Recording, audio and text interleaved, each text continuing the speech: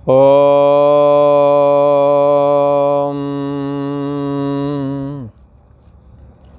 श्री योग वासिष्ठ के उत्पत्ति प्रकरण में श्री वशिष्ठ जी महाराज बोले, हे राम जी, राजा लवण जो कि एक बड़ा ही ज्ञानवान राजा था और उसके दरबार में भी बड़े ज्ञानवान मंत्रियों का वहाँ वास था और वो सभी राजा की स्तुति आदि करते थे। मंडलेश्वर आदि भी वहाँ बैठे हुए थे।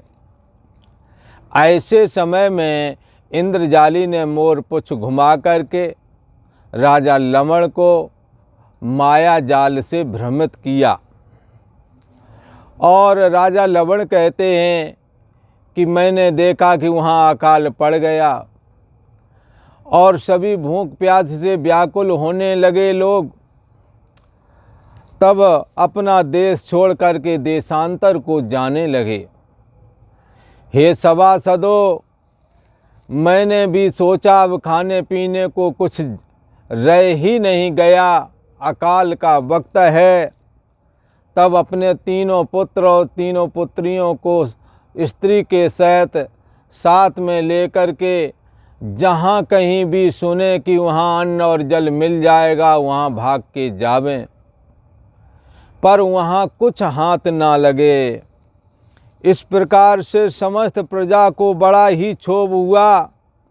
सभी लोग भूख से व्याकुल होकर के कुछ मर गए तो कुछ वहीं गिर गए।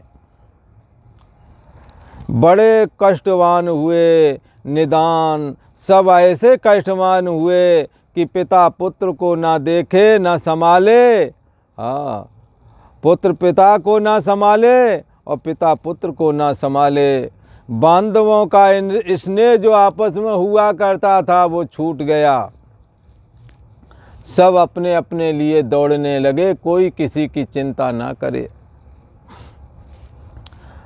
राजा लवण बोले, हे सभासदों, इस प्रकार हम चिरकाल पर्यंत विचरण करते रहे। जहाँ सुनता कि अन्न जल मिल जाएगा वहाँ जाता, पर हाथ कुछ न लगता था। शरीर बहुत वृद्ध हो गया था और बाल भी हमारे बर्फ की नाई सफ़ेद हो गए थे। राजा लवण कहता है अपनी सभा में, जैसे सूखा पात वायु से विचरता है, अर्थात वायु से इधर उधर भटकता फिरता है पेड़ का सूखा पत्ता, तैसे ही राम जी वो राजा लवण अपने कर्मों के बस से भ्रमता रहा। जो कुछ राजा का अभिमान था, सभासदों, राजा लवण अपनी सभा को इंद्रजाली के द्वारा हुए इंद्रजाली ने जो माया जाल दिखाया था उसमें राजा लवण फंस गया और थोड़े समय तक नहीं फंसा रहा। 3 लड़के और 3 लड़कियां हुईं। राजापन का जो भी अभिमान था, राजा लवण कहता है कि मेरा राजापने का जो अभिमान था वह मुझे विस्मरण हो गया। मैं राजा हूँ ये भाव गायब हो गया और चांडाल भाव दृढ़ हो गया कि मैं चांडाल हूँ और चांडाली ये घरवाली है हमारी।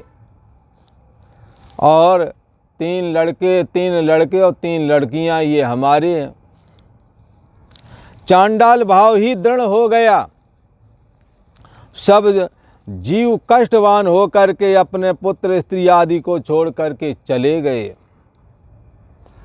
कितने तो पहाड़ पर चढ़ करके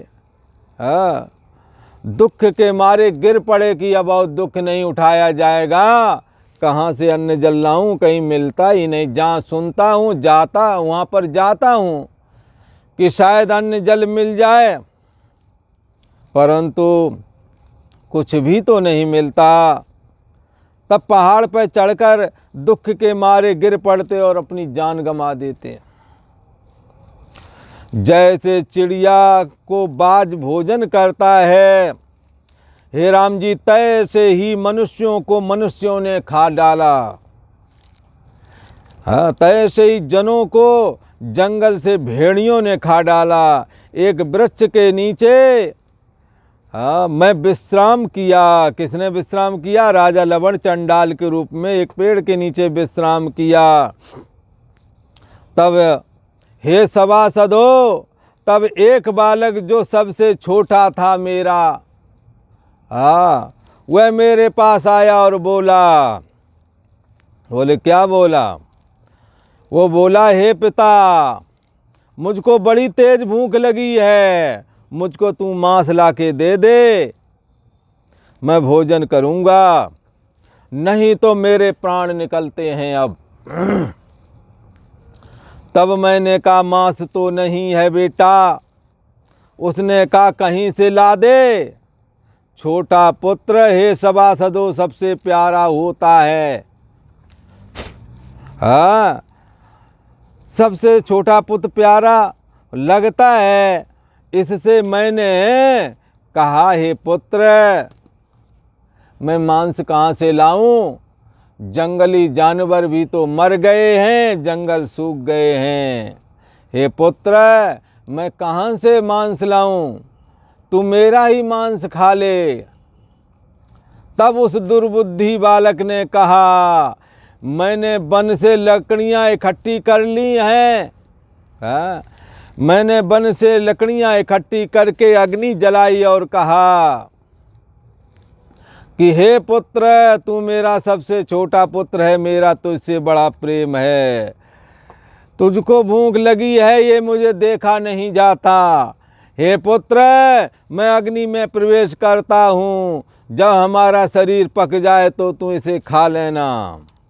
हे सभासदों, इस प्रकार मैंने स्नेह के बस किसी प्रकार यह हमारा छोटा बेटा जीता रहे, ऐसे कहकर मैं चिंता में घुस गया। कि चिंता, यहाँ चिंता लिखा, बस चिता होना चाहिए।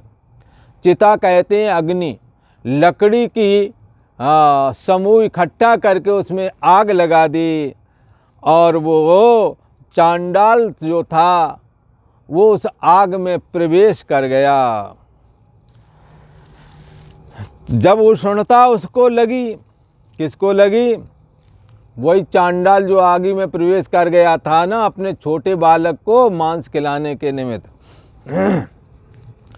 उष्णता उसको लगी अग्नि में, जब गर्माहट लगी तब उसका शरीर कांपा, और कांपा तो जब मैंने अपनी दिमाग को स्थिर किया तो देखा सिंहासन पर मेरा शरीर लवण के रूप में पड़ा हुआ था। चांडाल की प्रतिभा छूट चुकी थी। ऐसे कहकर के राजा चिता में घुस गया। जब उसको अग्नि ने जलाया तब कांपा, और तब उसने देखा मैं राजा लवण हूँ, सिंहासन पर गिरा पड़ा हूँ और संभल के उठ गया हूँ। फिर कुछ सावधान हुआ और तुरियां बाजने लगीं कि अरे हमारा राजा स्वस्थ हो गया है, ना मालूम इसे क्या हो गया था। हे साधो, इस प्रकार मैंने चरित्र देखा सो तुम्हारे आगे कहा। जैसे मार्कंडे ने प्रलय में क्षोभ देखे और देवताओं से कहे, तैसे ही मैंने अपना वृतांत कहा है कि किस प्रकार से इंद्रजाली ने मुझे भ्रमित कराया था। तब इंद्रजाली ने पूंछ घुमाई। जब इंद्रजाली ने पूंछ घुमाई थी तब उसके सामने पर घोड़ा आरूढ़ हुआ था। तब उसके सामने मैं घोड़े पर आरूढ़ हुआ था। कौन कहता है? राजा लवण। जब पूंछ घुमाई थी तब उसी समय एक मंडलेश्वर घोड़ा लेकर के आया था। तो कहते हैं उस घोड़े पर मैं आरूढ़ हुआ था तभी जब मोरपुच्छ घुमाया था। इतने काल में हे सभासदों, हे मंत्रियों, इतने काल में प्रत्यक्ष ब्रह्म मैंने ये देखा। मेरा विवाह हुआ चांडाली के साथ और 3 लड़के और 3 लड़कियां पैदा हुईं। फिर कुछ समय के बाद, कुछ वर्षों के बाद अकाल पड़ गया। अकाल में पृथ्वी पर दरारें पड़ गईं, पेड़ सूख गए, जानवर जंगल में नहीं रह गए, शिकार मिलना भी बंद हो गया। तब पत्नी बच्चों आदि को लेकर के जहाँ पर अन्न जल की खबर सुने कि वहाँ है वहाँ जावें, जब तक जावें तो वहाँ भी खत्म हो जावें। इस प्रकार से राजा लवण कहता है कि मैंने बड़े आश्चर्य देखे और ये भी देखा कि भूख के मारे हमारा छोटा बालक कितना दुखी हो रहा था, और उसके प्रेम से व्याकुल हुआ मैं, प्रेम में पागल हुआ मैं अग्नि में प्रवेश कर गया और अपने बालक से कहा, अरे पुत्र तुम हमारा मांस जब पक जाए तो खा लेना। उस आग से जब मैं व्याकुल हुआ तो सिंहासन पर देखा मैं जाग गया हूँ। इतने समय में हमने बरसों लंबा सपना देखा, बरसों लंबा एक मानसिक जगत देखा। मैं राजा लवण हूँ, हमारी हर जगह आज्ञा चलती है, पर मैं चांडाल हो गया था, और थोड़े दिन नहीं कई बरस। अब चांडाली के साथ विवाह हुआ, फिर लड़का हुआ, ऐसे 6 लड़का बच्चा भय पैदा, तो एक दिन 6 लड़का भय तो साल का भी समझ लो, तो 6 साल तो सीधे ही है। 12 साल लंबा पीरियड देखा। बड़ा आश्चर्य है कि मेरे विवेकवान राजा को इंद्रिय वो जो मंत्री लोग थे वो कहें बड़ा आश्चर्य, हमारे राजा को भी मोहित कर दिया। कहने लगे, वो राजा लवण कहता है, जैसे मार्कंडे ने प्रलय काल में अनेक चरित्र देखे थे प्रलयकालीन, इसी प्रकार हमों भी बड़े क्षोभ चंडाल के रूप में देखे, जो मैंने तुम सभी लोगों के सामने निवेदन किया है। यहाँ 2 मुहूर्त हुए हैं, वहाँ बरसों वर्ष बीत गए।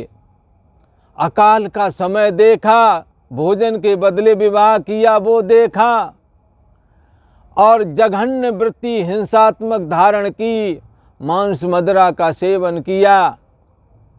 फिर बच्चे हुए, फिर विदेश देश परदेश भागे फिरे, फिर जब कहीं ना मिला बालक रोने लगा छोटा वाला कि मुझे भोजन करा, तब वो अग्नि में घुस गए।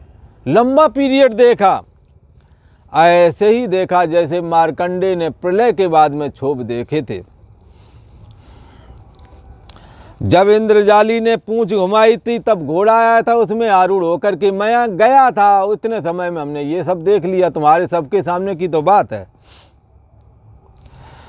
और जब राजा ने ऐसा कहा तब मंत्री बोले, बड़ा आश्चर्य है कि मेरे राजा को ये भ्रम हुआ, जो कि बड़ा विवेकी और परमात्म तत्व का ज्ञाता था, इसको ऐसा भ्रम हुआ। आश्चर्य करने लगे। राजा भी कहता है, बड़ा आश्चर्य है कि मेरा सा विवेकवान राजा भी इस दुष्ट इंद्रजाली ने मोहित कर दिया। तो प्राकृतिक जीवों की क्या वार्ता होगी, जब हमारे को इसने मोहित किया तो औरों को भी करता होगा। ये श्री वशिष्ठ जी महाराज बोले, हे राम जी, जब इस प्रकार तेजवान राजा ने कहा, तब वह जो इंद्रजाली था, जो सांबरीक इंद्रजाली था, राजा के ऐसा कहने पर कुछ राजा आगे बोलता कि इससे पहले ही अंतर ध्यान हो गया, गायब हो गया। और सभा में जो मंत्री आदि बैठे थे वे सब आश्चर्यवान हुए, अरे देखते ही देखते ये कहाँ गायब हो गया इंद्रजाली।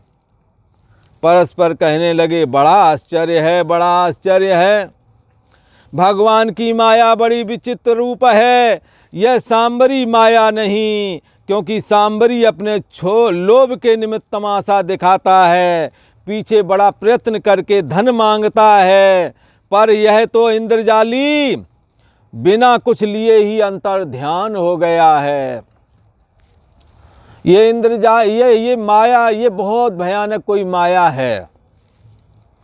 यह ईश्वर की माया है लगता है, जिससे ऐसा विवेकमान मेरा राजा भी मोहित हो गया। जो ऐसा बड़ा तेजमान और सूरमा राजा मोहित हुआ, तो सामान्य जीवों की क्या वार्ता। हे राम जी, ऐसे संदेहवान होकर सब स्थित हुए, और हे राम जी, मैं भी उस सभा में बैठा हुआ था, श्री वशिष्ठ जी महाराज कहते हैं। और हे राम जी, मैंने ये वृत्तांत प्रत्यक्ष देखा है, ये मैं किसी के मुख से सुनी हुई बात नहीं कहता हूँ, ये मैंने प्रत्यक्ष देखा था, और जैसा देखा है वैसा ही मैंने तुमसे कहा है। हे राम जी, यह जो अणुरूप मन है सो महामोह और अविद्या रूप है, महामोह और अविद्यात्मक है। जो विद्यमान नहीं है वही दिखाता है। जो चांडाल आदि धनपुत्र स्त्री आदि जो नहीं थे वही उसको दिखाई दे रहे थे। राजा के अपने धनपुत्र स्त्री आदि अलग हैं, पर उसने इंद्रजाली ने जो दिखाया वो अविद्यात्मक थे, विद्यमान नहीं थे फिर भी दिख रहे थे। तो कहते हैं कि ये मन अणुरूप है और महामोह रूप है, अविद्यात्मक है। इसके फुरने से अनेक प्रकार का मोह दिखता है। जब यह मन उपशम हो तभी कल्याण होता है। इससे इस मन में जो कल्पना उठती है राम जी, उसका त्याग कर देना चाहिए, क्योंकि मन की कल्पना ही देह और जगत के रूप में दिख रही है। और मन नाना प्रकार की कल्पना करता है, मनोराज करता है। ऐसा ही मनोराज राजा लवण के अंदर में भी उठ खड़ा हुआ, इंद्रजाली के मोर पुच्छ घुमाने से। इति श्री योग वशिष्ठे उत्पत्ति प्रकरण शाम्बरोपाख्यान समाप्ति वर्णन नाम 84तमः सर्गः। और आज का प्रसंग इतना ही। इस प्रकार से ये आख्यान पूरा हुआ। और जिस प्रकार से मन में चांडाल की प्रतिभा उस राजा लवण को फुरी, उसी प्रकार से हमें और आपको भी ये जगत की प्रतिभा फुर आई है। इसको हमने मैं आत्मा हूँ, मैं ब्रह्म हूँ, ऐसा धारण करके, संसार से वैराग्य करके, संसार के पद पदार्थों में मिथ्यात्व दृष्टि का आश्रय करके, और वो चैतन्य सत्ता मैं ही हूँ ऐसा धारण करके इस जगत से अपने को बाहर निकाल करके कैवल्य निर्वाण को प्राप्त करना चाहिए। आज इतना ही।